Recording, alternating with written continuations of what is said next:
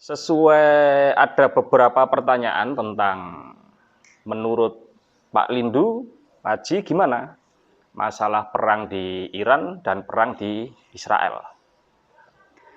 Sesuai dengan yang pernah disampaikan Ki Aryo Wisanggeni, bahwasanya kata Ki Aryo, Pak Lindu Haji itu punya kemampuan spiritual yang bisa memandang, melihat jauh ke depan, melebihi rata-rata manusia pada umumnya. Saya akan berkata sebagai pakar spiritual yang katanya Mas Aryo saya punya kemampuan itu.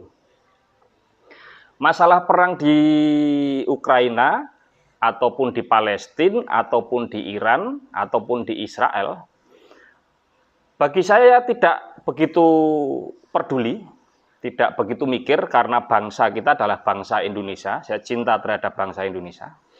Tapi karena kecintaan saya terhadap bangsa Indonesia, menjadi mikir masalah perang yang ada di Iran dan Israel terutama.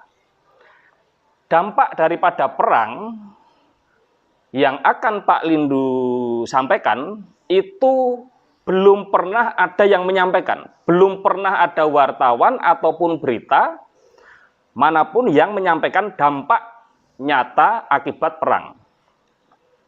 Di sini yang perlu digarisbawahi adalah kalau perang ini terus berlanjut, entah Amerika menang atau kalah, entah Israel menang atau kalah, entah Iran menang atau kalah, dampak nyata terbesar adalah ketika mata uang Cina semakin lama semakin menguat akibat perang, dan saat ini mata uang renminbi, mata uang Cina itu semakin hari semakin menguat.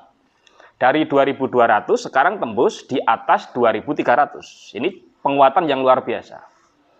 Kalau sampai terjadi dampak dari perang mengakibatkan penguatan mata uang Cina semakin menguat, maka harga-harga di Shopee, di Tokopedia, di TikTok yang nilainya tadinya hanya 10.000 itu bisa berubah menjadi 100.000. Karena sebagian besar produk yang beredar di Indonesia itu mitra dagangnya dari China.